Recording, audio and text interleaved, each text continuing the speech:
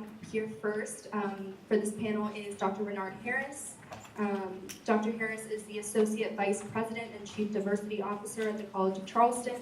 He oversees the college's Office of Institutional Diversity and is an Associate Professor in the Department of Teacher Education. He also mentors the Spectra program, which is geared towards supporting first-generation students entering the college, and the Call Me Mr. program, which aims to bolster diversity in education.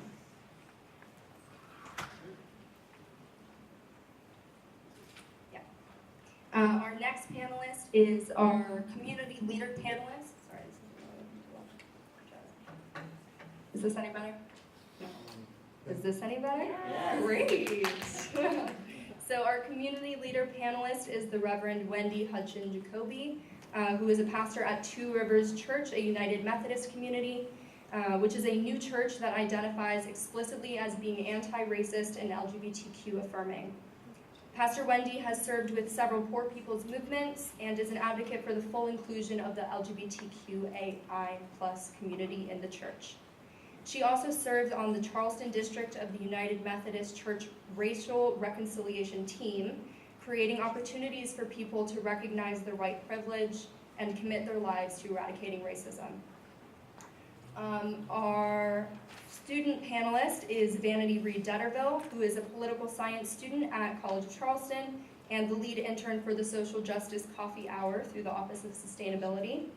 Vanity is also the Director of Outreach for Charleston Pride and is involved with local organizations such as We Are Family, which supports Charleston's homeless LGBTQIA+ youth. And our last panelist is our College of Charleston faculty panelist. His name is Dr. Sriram, and he is a visiting assistant professor in the Department of Political Science. Dr. Sriram's childhood was split between the United States and India, and now he specializes in and teaches on Asian American politics, immigration, refugee resettlement, and campaigns and elections. So I'll remind you that Dr. Harris will lead a short Q&A session at the end, so audience members can ask questions of all four people up here. So let's give a round of applause to welcome them, and I'll turn it over to our moderator, Dr. Harris. There's so much to talk about. So cool. So before I even get started, I want to give a quick shout out to Danya. Let's give her some love. A little love.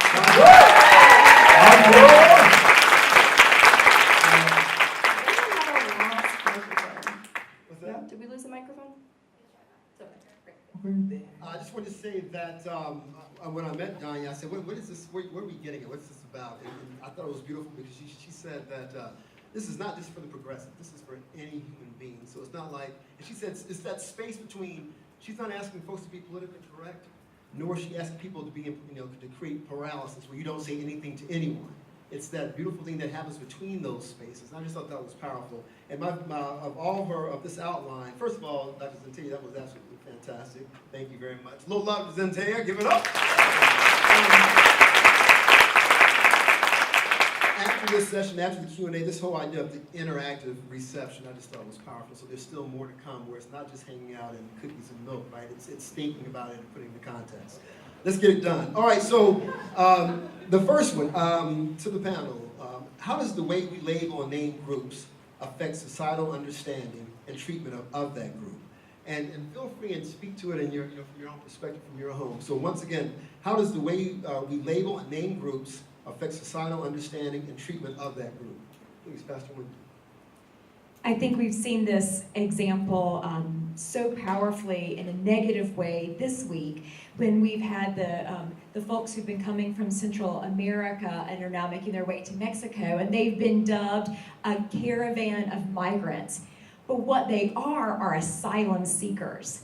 And so this idea of using that simple word and labeling them migrants and calling them that gives them, really plays into that whole culture of they're coming to take our jobs, that culture of xenophobia that we really have rearing its head, especially in our national political experience. And so I think something as simple as calling people what they really are can be a revolutionary and a literal life-saving act. Because when folks are able to understand that these people are risking everything they have to seek asylum because they have been harmed or oppressed or victims of violence in their own country, that really places a different label on them.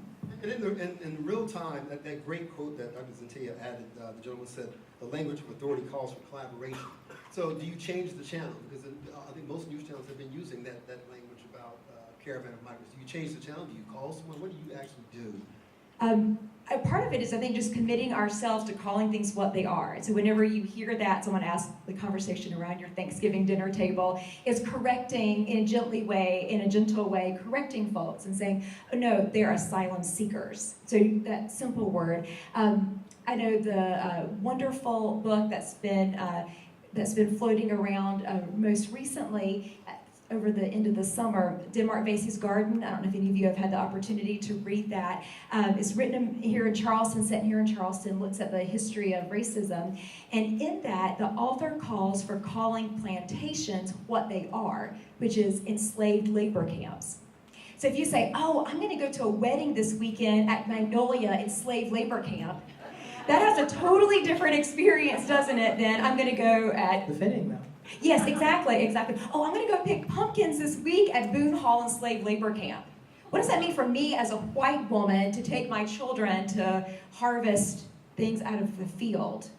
I mean, so that's part of what we do, is just calling things what they are. I hear that. And Ms. Deterville, what do you think about that first question? So I think about this question in terms of the politics of my personal locality. The multiplicities of my identity are West Indian descent. I'm a transgender woman. I am Geechee, and for those of you who don't know what Gullah Geechee is, it is the manifestation of the resistance to oppression that still withstands this day and age. The Gullah Geechee corridor is highly prevalent from the Sea Islands of South Carolina, Georgia, and Florida. And the culture and language withstood because infrastructure to the mainland lacked for many years. But that influence stems from the Africans that were extracted and forcibly brought over here through the transatlantic slave trade. Geechee and Gullah language and the dialect in itself was in fact a code switching so that master would not know what you were saying while in your presence and still laboring for him. So the very fact that you Dr. Zentella, you talked about this conformity of language, this language remapping from race to language and what is acceptable with language. It's really funny to me how we can forcibly absolve culture and language and what's deemed acceptable linguistic in this nation, but when it comes to the terms of our capitalist consumerism and our production, we're quick to outsource to these very same people whose language we want to absolve. And that's how I feel about that. Yeah, good applause. Give it up.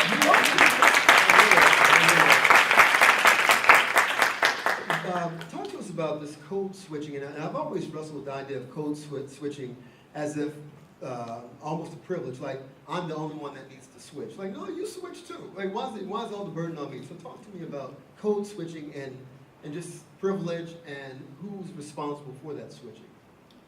So I think code switching is a matter of gauging your surrounding, your immediate environment.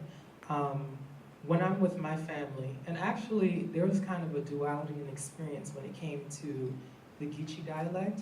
Half of my family discouraged me from speaking with the dialect because they knew it would be deemed improper English. And that is a narrative that is still very much present in public school systems in Charleston today. If you have a Geechee or a Gullah accent, it's deemed inadequate, subpar, and it must be corrected. And so my mother was very harsh on me for speaking that way, and I better not have taken it out the door. However, I had another side of the family who was very proud of that culture because it represented the enslavement and the things that came from that enslavement that withstood. I think code switching is necessary for people who have been historically marginalized. I feel like it creates a sense of belonging, unifying, informal unifying.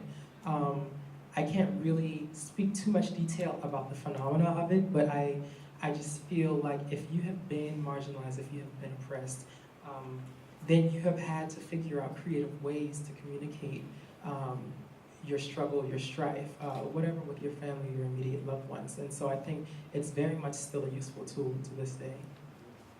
Dr. Sharon, the first question. What's that one? So, again, thanks to everyone who helped me get involved with this. I also want to say on the outset that I can speak 7 languages. I was born in Evanston, Illinois. So obviously the number one question I hate is, well, you don't have an accent. Where are you from, right? Like, I hate questions like that. But when I was 9, our whole family moved to India, where my parents had immigrated from in the 70s.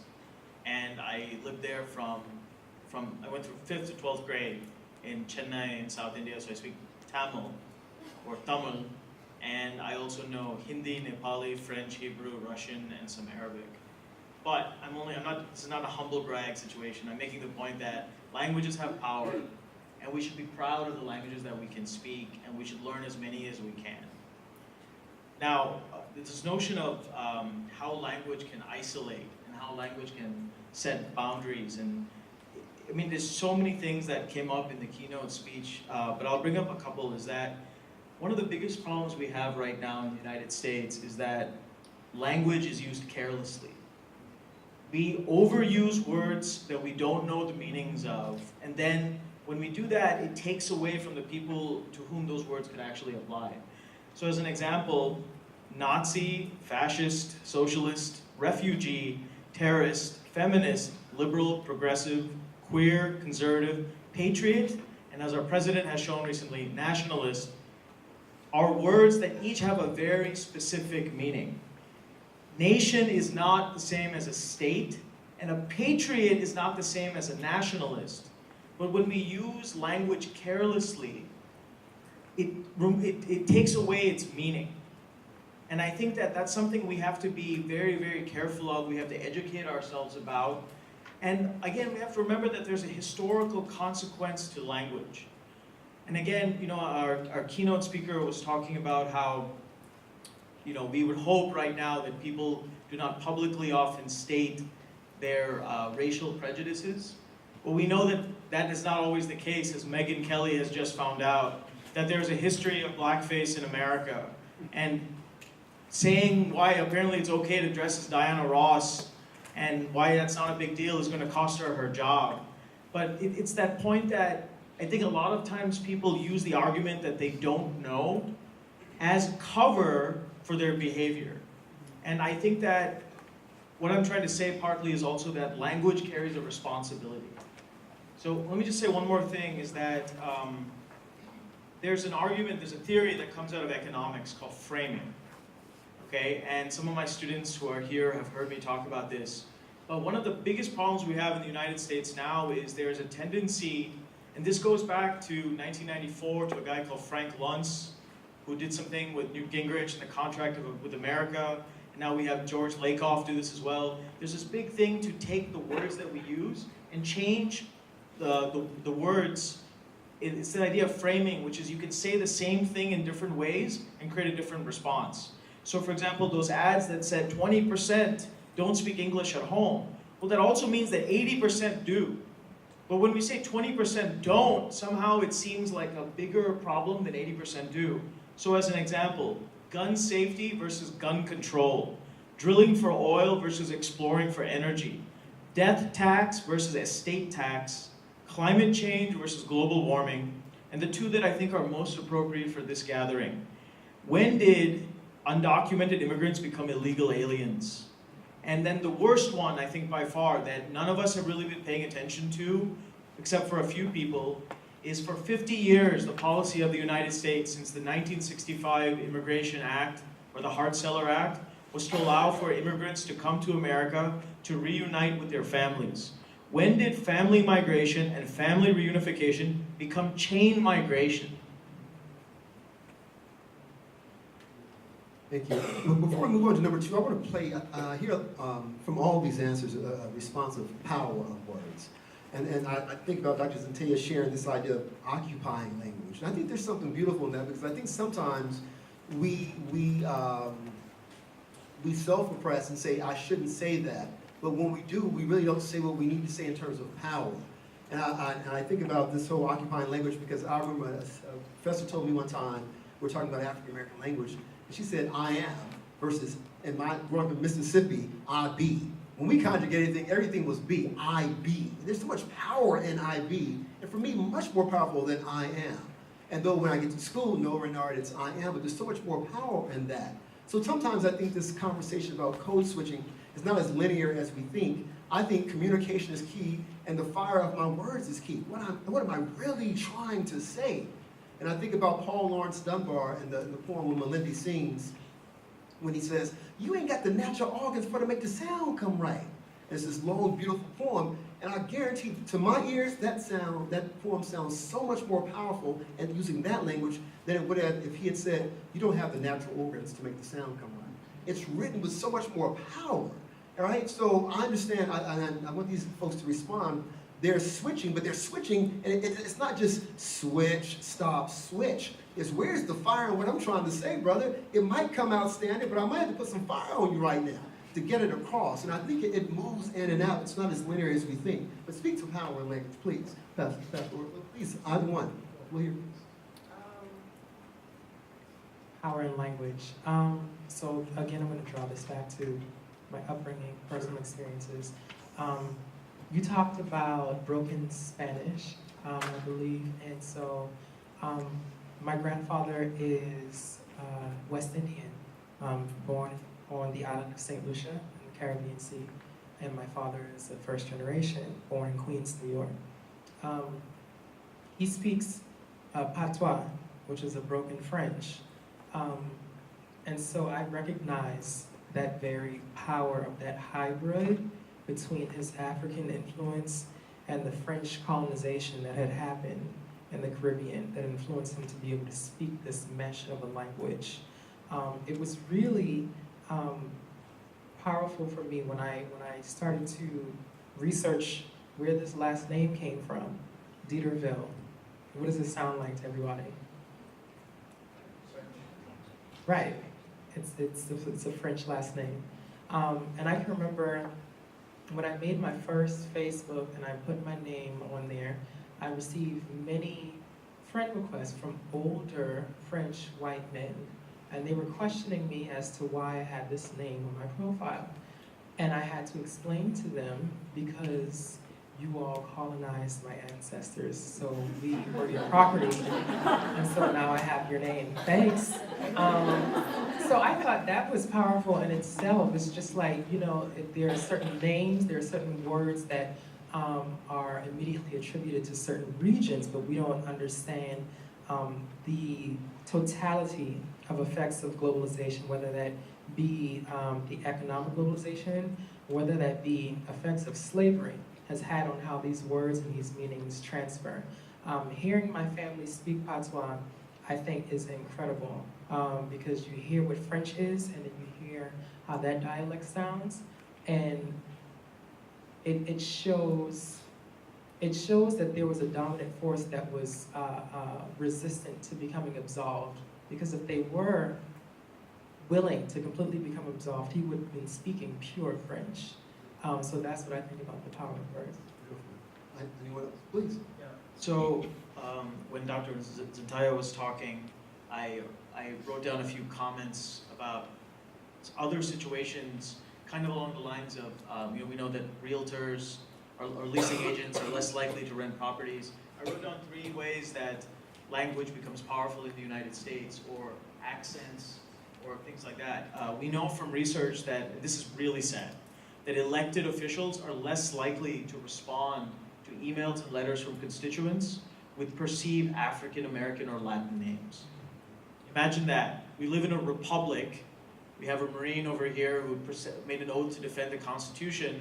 We have people in our republic, in this elected form of government, who do not respond to their constituents, the people, because they have a name that doesn't meet the criteria of what they think as a constituent, as a voter. So when people ask, why don't people vote? It's because, so there's a famous quote from this book about equality that said, elected officials, public officials cannot hear, let me make sure I get this right. Public officials cannot consider voices they do not hear. But the argument is that so many people's voices are not heard because the people in the elite positions are not making an attempt to hear them. And I think that's one example.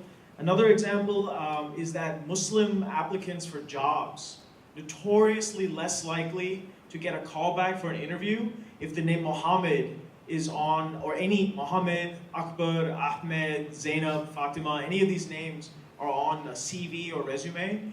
And they've done experiments where the same job will hire someone named Michael versus a Mohammed.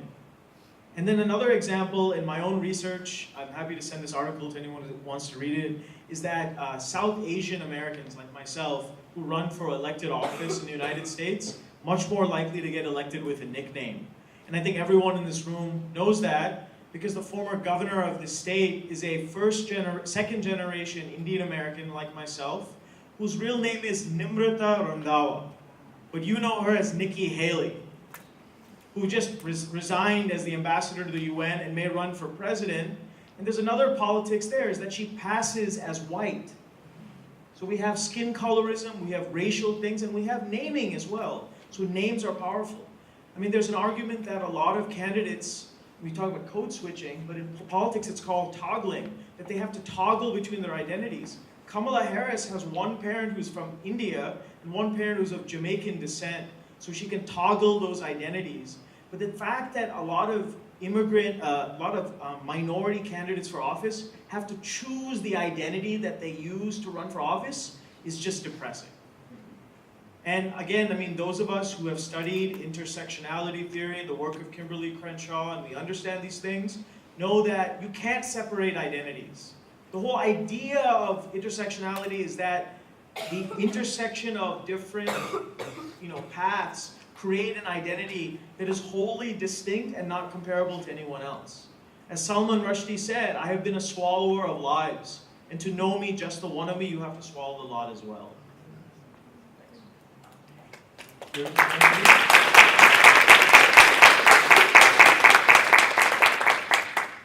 I think for those of us who identify and have as white, I consider myself a white woman, we have been given this lie that singularity is strength. So we have strength and power when we only speak English, when we only identify as white, when we only identify as cis. All of these things that in this, that's where our power, white strength come from, is in singularity. Instead of the incredible richness and vastness and wiseness that we've already heard shared about the idea of code switching, about the intersectionality, we were able to bring together all of these. A multi-twined cord is stronger than just a single cord. And I think one of the great failings that white supremacy has done is reinforce this notion that singularity is strength, and really it's intersectionality is strength. It's recognizing the gifts that people are able to bring when they bring their full selves, and that is encouraged and celebrated and lifted up. I think that is one of the greatest of the downfalls of white supremacy. Beautiful. Let's look at number 2. And before I move on, what Danya shared the other day, sometimes there's no answers to this. And what I just heard is that to occupy language, you may or may not be invited to the party, which is really something you have to figure out when to place what you're placing, and you have to wrestle with that. But there is no easy answer. Number 2, what does language awareness and advocacy look like on our campus and in our greater community? And what benefits do we reap when we take these on? So again, what does language awareness and advocacy look like on our campus and in our greater community, and what benefits do we reap when we take these on? Who would like to attack? So I have conversations about language advocacy beyond the campus walls a lot, actually. And I was actually having the same conversation with Dr. Jen Wright not too long ago. I'm an intern at the Office of Sustainability, and I appreciate all the initiative and the work that Sustainability Literacy Institute and OOS do throughout the campus. However, I feel there's a large narrative of sustainability being synonymous with going green and green initiatives. And we try to educate ourselves about the efficiency of going green, the cost benefit of purchasing green items across marginalized communities, and what does sustainability mean for us on the campus as college students, as opposed to at-risk or underserved communities beyond the campus walls. So sustainability to us may mean going to Marty's Place and purchasing our lunch every day. But sustainability to a different community may mean, because they work a low-skill job and require the calories to sustain themselves and the strength for the next day, getting the biggest bang for their buck and purchasing something off the value menu at the nearest drive-thru.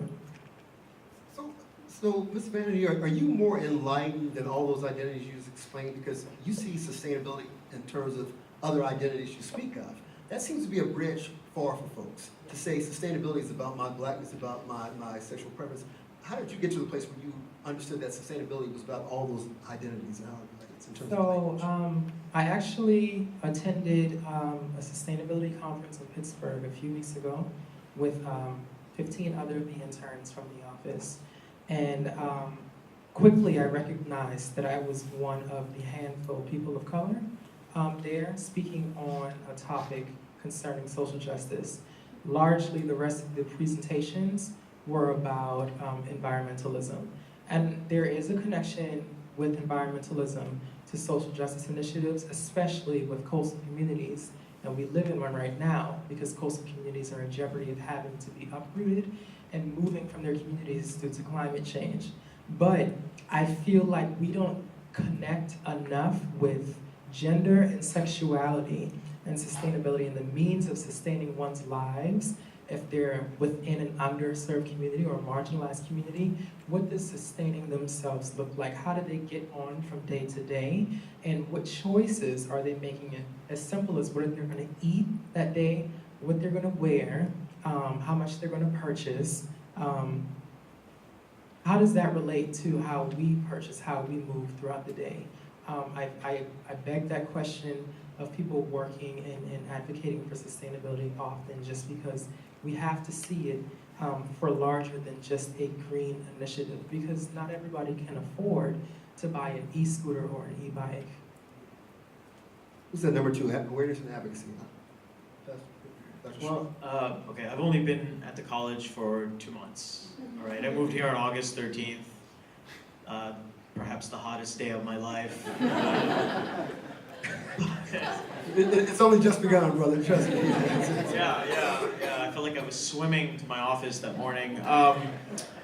So I want to say also that when it comes to language awareness, and I was just lecturing my students this morning about this, I also think inadvertently, perhaps Danya did not realize this, but I'm happy that this panel was organized when it was, right before Halloween.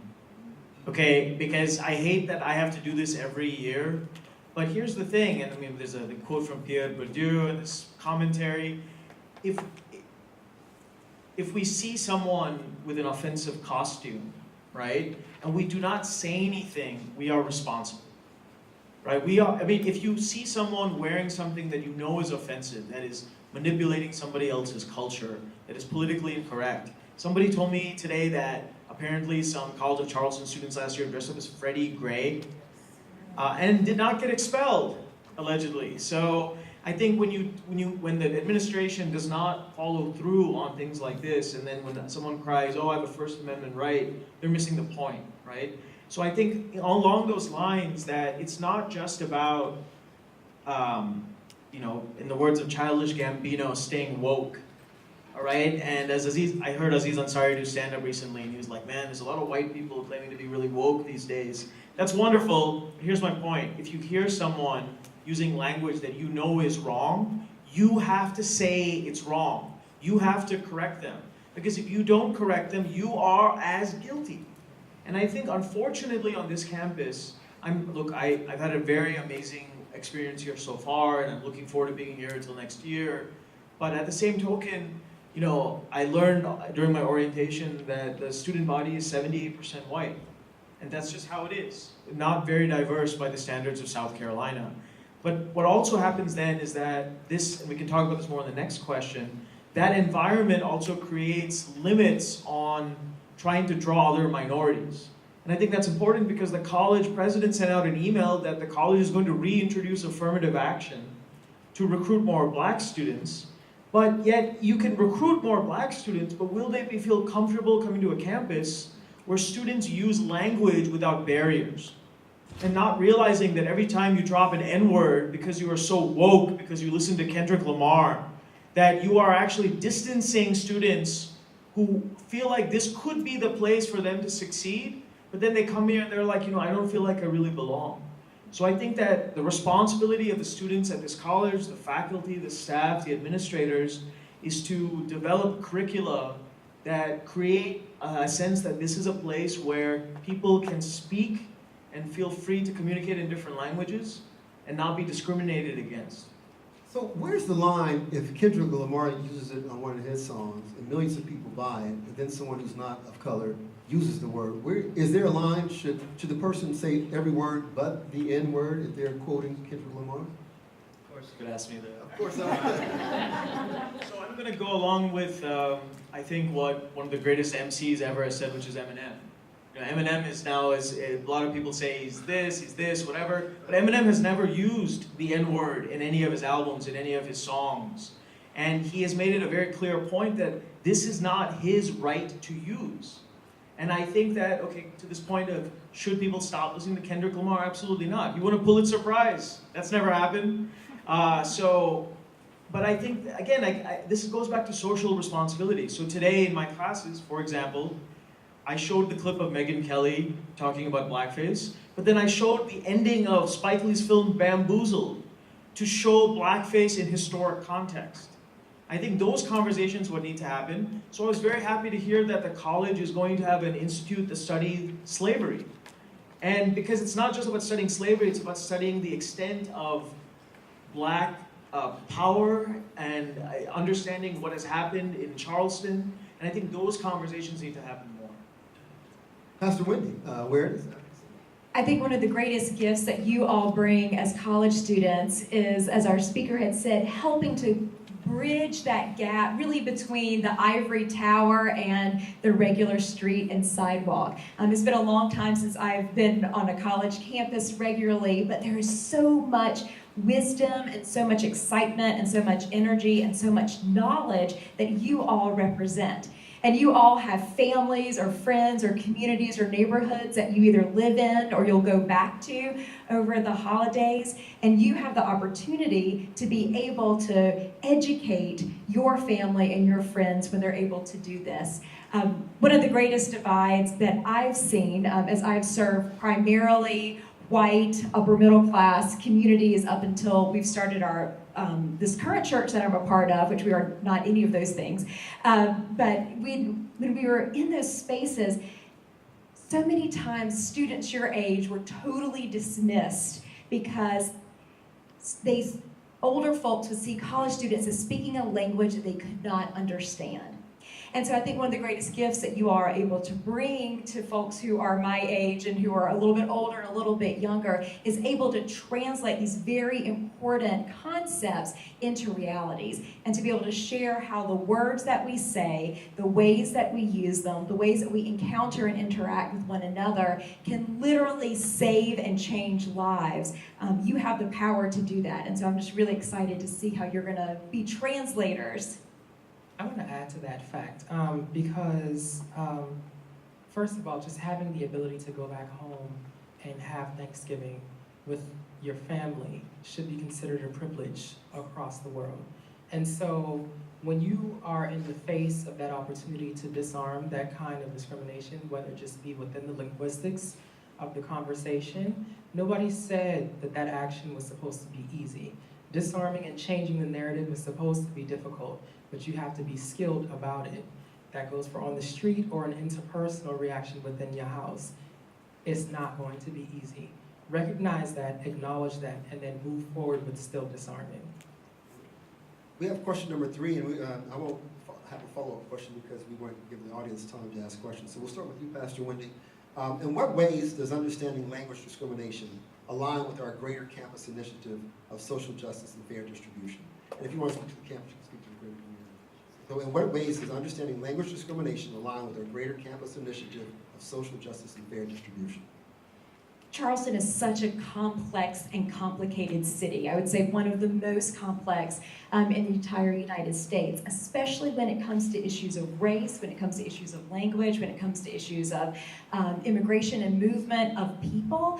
And so as I kind of travel around in my circles around the city, I'm able to see how there is a growing desire and hunger among more and more people to be part of conversations just like this one. There is a hunger for your kind of average person to know more about the experience of living as a person of color in Charleston. There's a desire to know more about what it's like to be an LGBTQIA person in this city and in this time. And so I would just encourage all of you as you're going about your internships and your classes and your jobs here, whatever it is that you interact with other communities, is to be open to those people, to seek out actively folks who want to hear and to learn from you. It can be one of the most powerful ways that you as college students can help change the city. Thank you.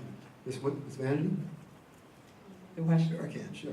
In what ways does understanding language discrimination align with our greater campus initiative of social justice and fair distribution?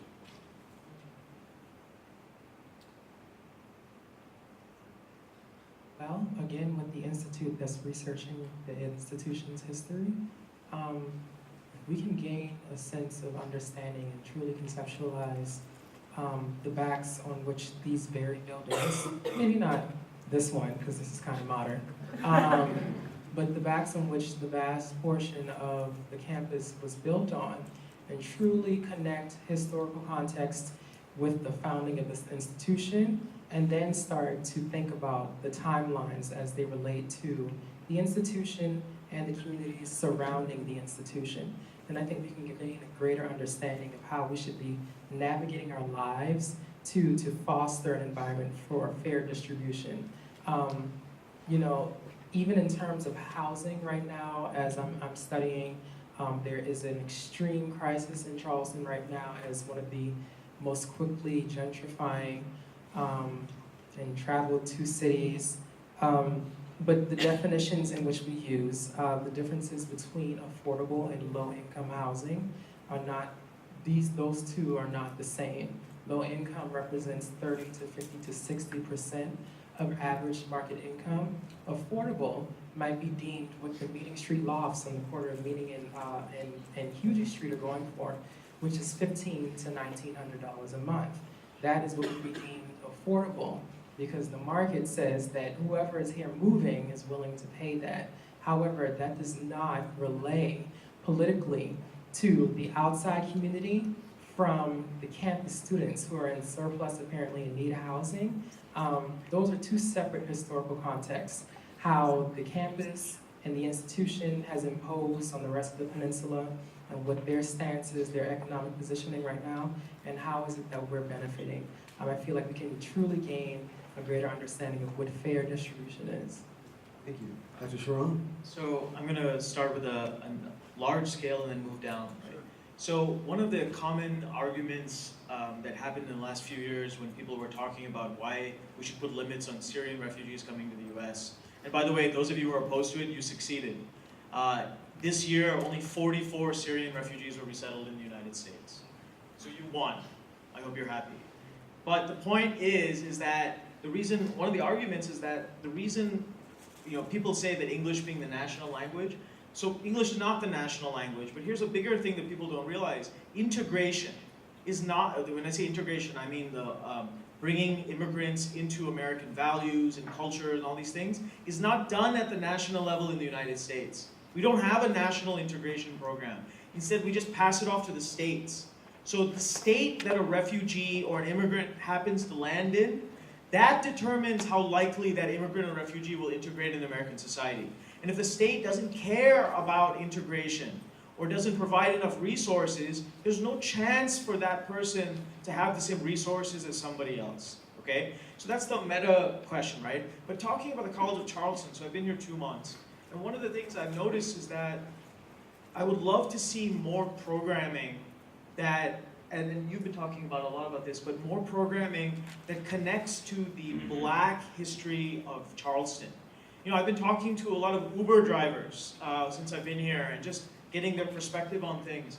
And they've told me that just in the last 20 years, the percentage of Black-owned businesses in downtown or on King Street has gone from 60% to 20% to even less than that. And I think this is important because I mean, again, this is asking some very hard questions that I'm asking of my students. Is the appeal of the College of Charleston for so many Northeastern families, is the appeal because Charleston is safe? And is it safe because there are a few Black people near the campus? So what I'm asking is that if the college truly wants to become a diverse place where people feel comfortable coming from different backgrounds, you know, like I had a master's degree from Georgia State University, which is considered one of the most diverse universities in the US that is not an HBCU. And once you go to a school like Georgia State, or you grow up in DeKalb County, Georgia, or something like that, when you come here, it's a shocking lack of diversity on campus. But what I'm saying is I think we need more initiatives that engage that diversity. So I'll give you just a quick example. What I would like to see is that there's a concept in the applied linguistics literature called the affective filter. So the affective filter says that one of the reasons why non-native English speakers often don't speak in classes is because when they try to communicate, they realize they can't communicate. They put up a wall, right? And then they hide behind that wall all semester, but faculty often do not come up with assignments that break that wall down. So I am encouraging and challenging my colleagues who are here to come up with assignments that create the classroom as a place where all voices are comfortable to be shared, because in not doing so, you are playing a political game with non-native English speakers. And of course, what is the irony? More and more universities in America are relying on international students because international students can pay cash for their undergraduate tuition. That's why more and more universities are recruiting students from India, China, Korea, etc. So what's the point of bringing students to the campus from other countries if we're not giving them assignments to hear their voices? Can I just extend right on that? I think so much of what you're saying is tell the truth.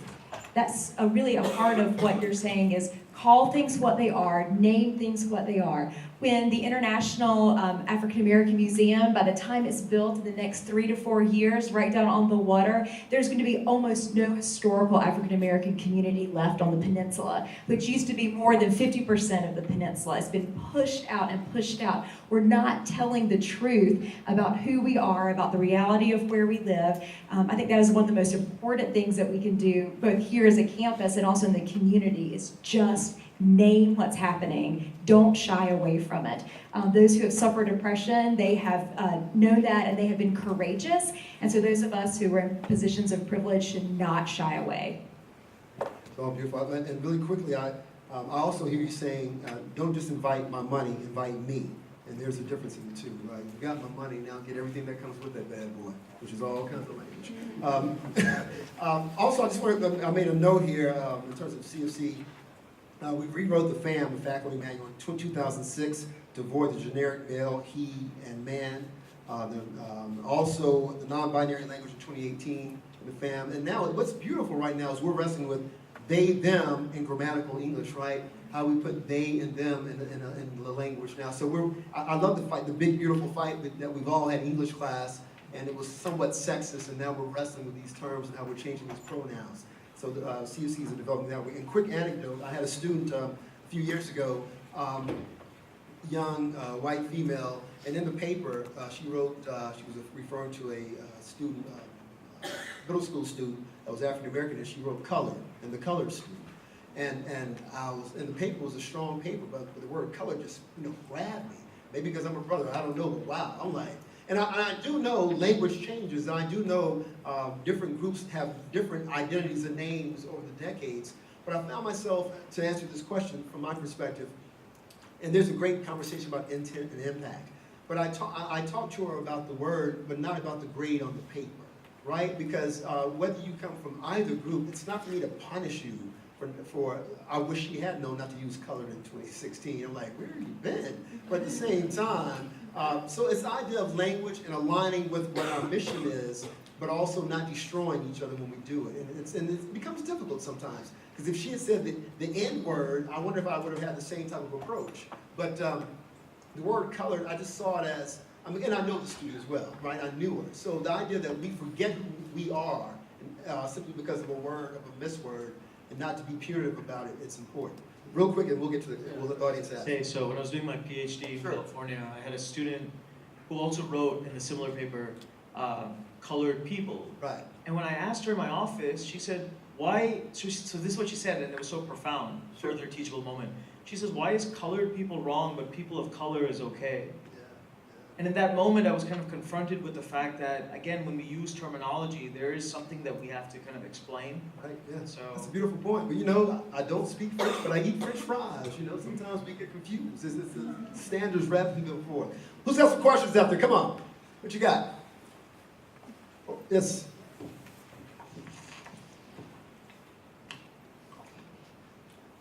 Hello. Hi, my name's Tanner, and I appreciate everyone who came this evening to expand themselves. And I also appreciate, Dr. Zentella, the structural framework you framed this conversation in.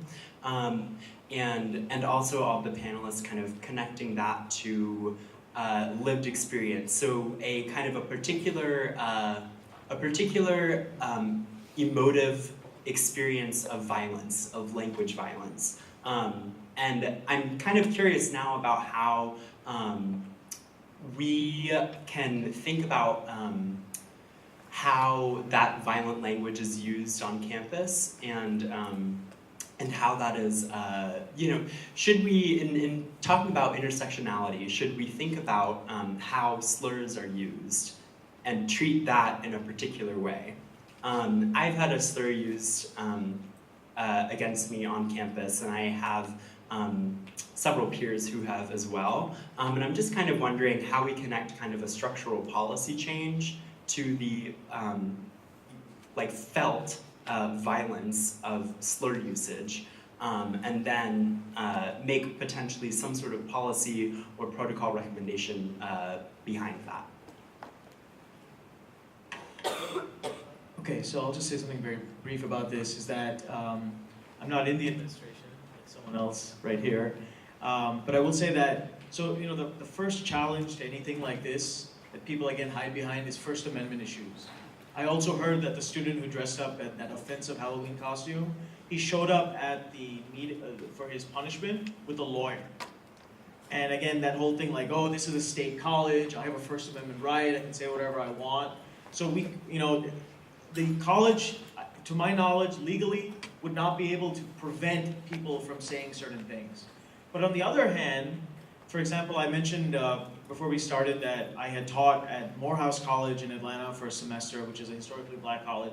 Morehouse got in trouble a few years ago, some of you may recall this, because they passed a student code of conduct that was incredibly transphobic.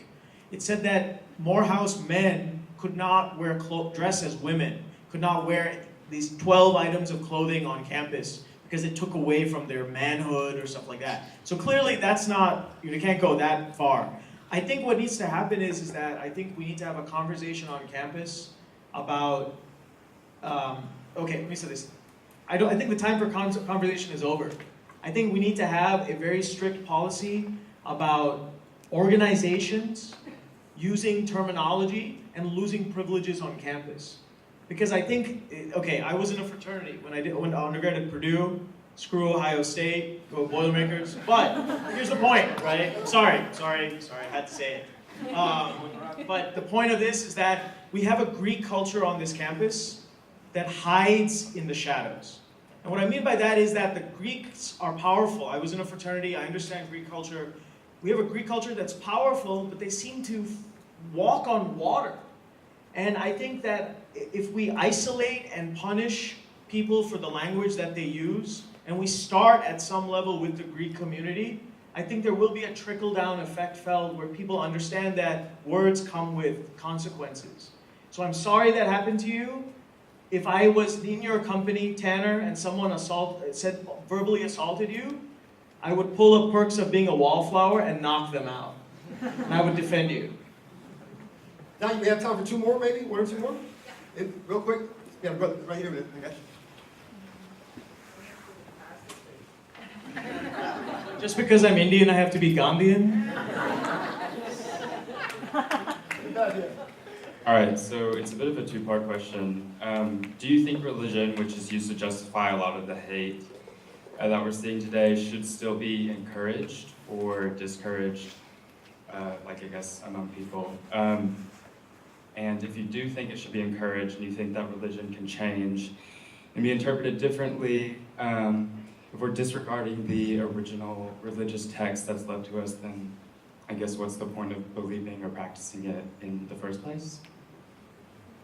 Nice. I jump on that one. Go for it. I don't know much about the college stuff, but I can answer that question for you. And I'd love to talk with you afterwards, because there's like way more than we can talk about here. Talking about the power of language, I have stopped saying that I'm a Christian. Because I have to be honest, when you say that, when you hear that, when you hear somebody say, I'm a Christian, what do you think? Yeah, exactly. Bigoted, homophobic, if you're a white person, a white Christian, racist, consumed with power, Republican, evangelical, unfortunate. So now I say I'm a follower of Jesus, because that's much more true and honest to my experience. But also, that word has been corrupted for me in our culture. So I do believe that there is power. I mean, I obviously speak from a Christian perspective, but for all religions, I think there's great power and great gifts that are present in religious structures. Not all religious structures promote hate. And I think even from the Christian perspective, we're a congregation that is predominantly white people, but we've committed ourselves to being anti-racist. We're a congregation that has both LGBTQ folks in it. We've got people with mental illness. We've got people of all different abilities. We've got people of all different ages and all different incomes. And we see great strength when we're able to bring all those together, all folks pursuing one path. So I would say that there definitely is positive parts to religion. Really look around and find some place. If you have a spiritual struggle or spiritual search or yearning, I guarantee you there is a place in a community that will be open and accepting to you. I just encourage you to continue to look, and I'll be out there later. All right, this party's not over. Let's give the panelists some love. Dr. Sharon, I'll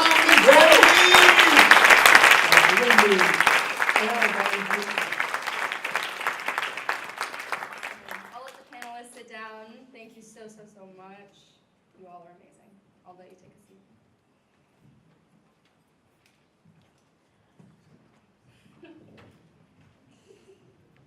So, tonight we learned about some of the many different ways that language can be used both intentionally and unintentionally to stereotype, to categorize, to exclude, and to discriminate against individuals and historically oppressed groups.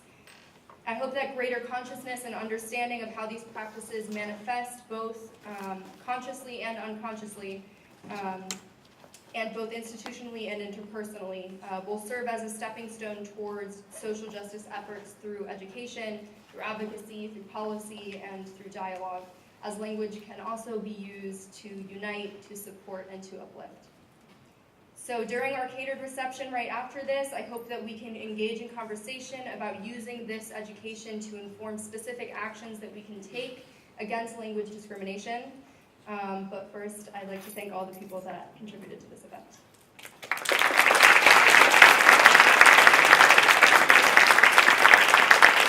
So, lots of clapping, more clapping to come.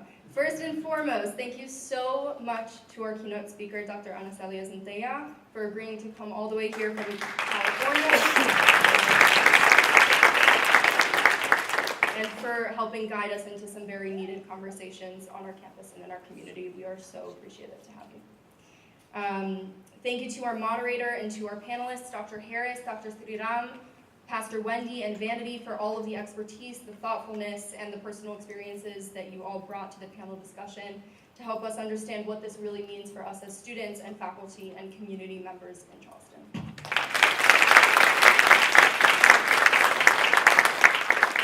I also want to take this quick opportunity, I know we're a couple minutes over, I'm sorry. I want to take this quick opportunity to thank everyone that has helped me with this event, whether throughout its many stages of planning or helping out tonight. I specifically want to thank the Sustainability Literacy Institute for supporting this project through the Student Mini Grant Program, as well as all of the other groups that have contributed to making this event a reality and not just a crazy thing I wanted to do. So thank you to the SLI, the Honors College, Jewish Student Union, Hispanic Studies, Gender and Sexuality Equity Center, Linguistic Studies, Office of Institutional Diversity, and Women and Gender Studies. Thank you to our photographer, Caroline, wherever you are. Thank you to our videographer, Jesse, our ASL interpreter, Jana, who was here, our ushers, Martina, Justin, Dustin, Mary Catherine, Caitlin, and Katie. I know that's a crazy coincidence. I'd also like to thank friends and family that are in the audience that have been really supportive of this project. And one more individual shout out that I have to give is to an amazing woman that this event would not have happened without, and that's Callie Roden from the Sustainability Literacy Institute. So thank you, Callie.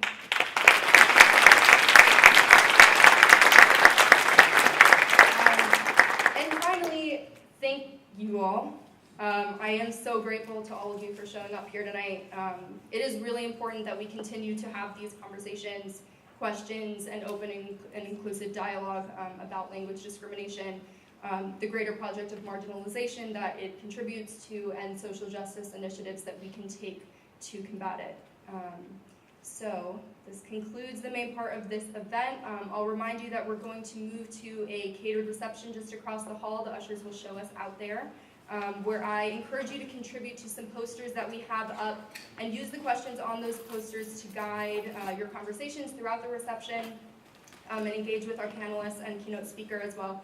Some of our ushers have pens and post-it notes that I hope that you can use to post your thoughts on those questions. Others have sign-in sheets in case you missed that at the beginning. And others of our ushers have the petition that Dr. Zentella mentioned, which you can sign to fight to reinstate the Spanish links on the White House online pages. So all of that and yummy food is available in the lobby, so our ushers will guide you over there. Thank you so much.